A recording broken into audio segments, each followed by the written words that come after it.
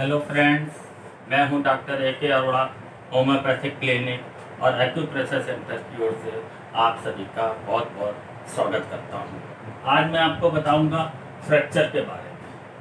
हड्डी टूट जाना, कुचल जाना, मोच आ जाना या हड्डी क्रैक हो जाना, उसके बारे में आज मैं बात करूंगा।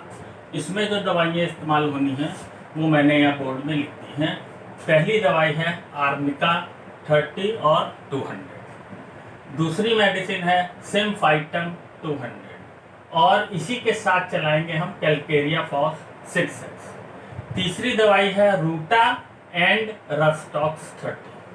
क्या होता है, कभी कभी एक्सीडेंट हो जाता है और किसी विशेष डायरेक्शन में जब हाथ या पैर मुड़ जाता है या जमीन में गिर जाता है या कोई ठोकर लग जाती है तो हमारी हड्डी टूट जाती है।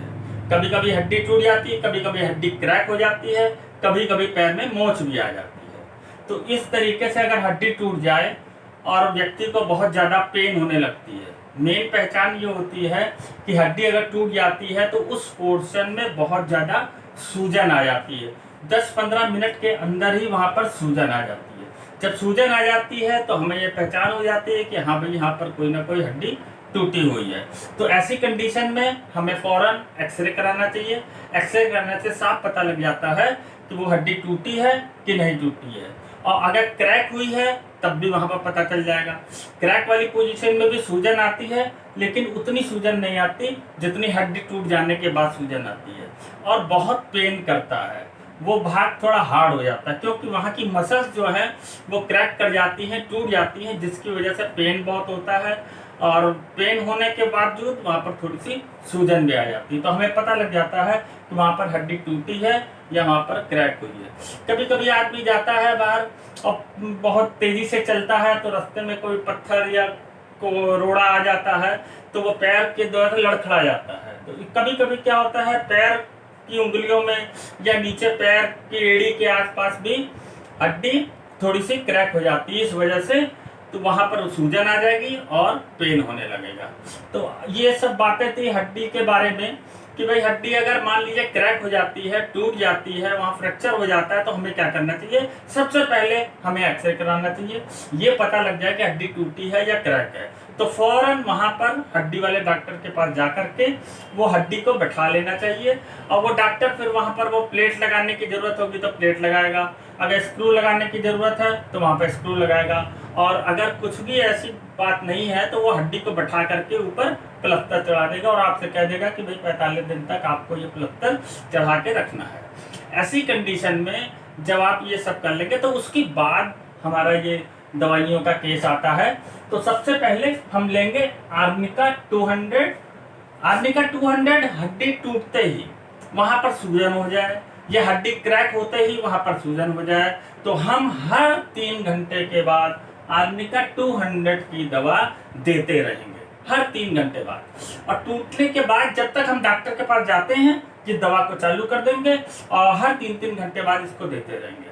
अगर कोई छोटा बच्चा है या 10 साल का या 15 साल का है तो हम आर्निका 30 का इस्तेमाल करेंगे, और उससे ऊपर एज का है तो हम आर्निका 200 का इस्तेमाल करेंगे, और तब तक देते रहेंगे जब तक कि हम डॉक्टर के पास जा करके उसका एक्सरे या उसके बाद प्लास्टर या प्लेट जो भी लगनी हो वो इस्तेमाल ना हो जाए। इसके देने से जो मसल्स टूट जाती हैं, क्रैक हो जाती हैं, उसको जोड़ने में मदद मिलती है, और जो वहाँ पर पेन हो रहा है वो पेन में भी आराम मिलता है। क्योंकि आर्निका एक ऐसी मेडिसिन है जो कि कोई मार दे, कूद दे, गिर जाओ, कहीं भी कोई आदमी मुक्का मार दे, ऐसी कंडीशन में अगर वहाँ पर कोई पेन होने लगे तो आर्निका मेडिसिन ही सबसे अच्छी मेडिसिन हमारे होम्योपैथिक में होती है, जो कि ये दी जाती है।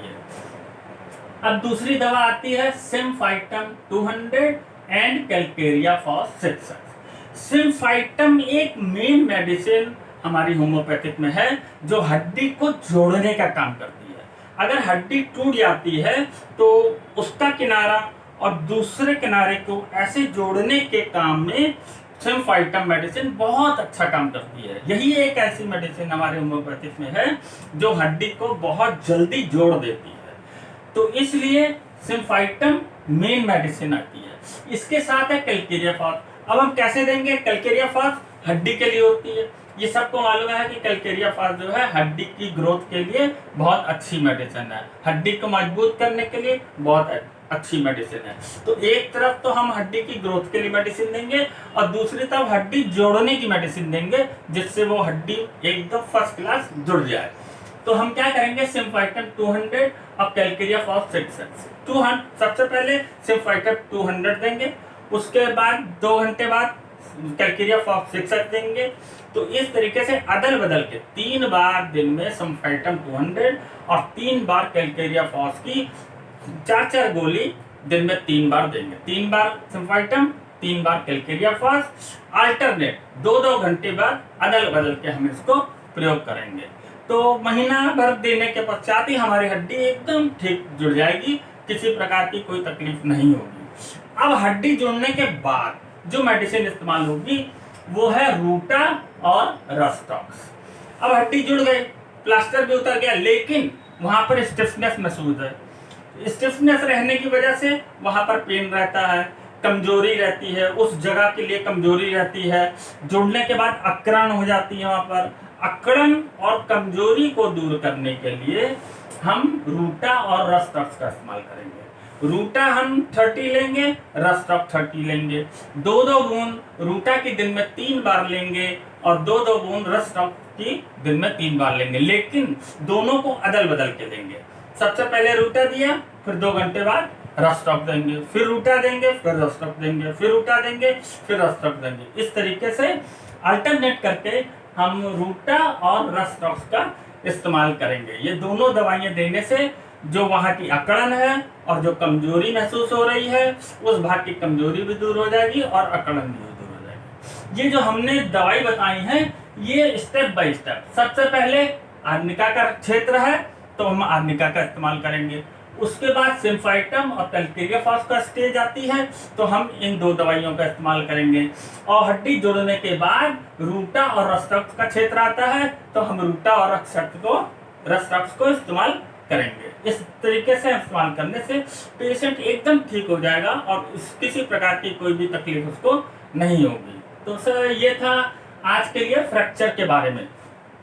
अगली बार आएंगे तो फिर किसी और नए टॉपिक के बारे में आपसे बात करेंगे। अगर आपको भी कोई भी टॉपिक पे या किसी भी बीमारी के विषय में कोई जानकारी हासिल करनी है तो आप हमारे कमेंट्स बॉक्स में उसको जरूर लिखें, ताकि आने वाले समय में मैं आपकी जो बीमारी के बारे में आप जो पूछना चाहते हैं उसके बारे में मैं आपको एक अच्छा सा वीडियो बना करके उसमें अपलोड कर सकूं। तो दोस्तों, अगर आपने हमारा चैनल सब्सक्राइब नहीं किया है तो इसे सब्सक्राइब करें, और अगर अच्छा लगा है तो लाइक भी जरूर करें।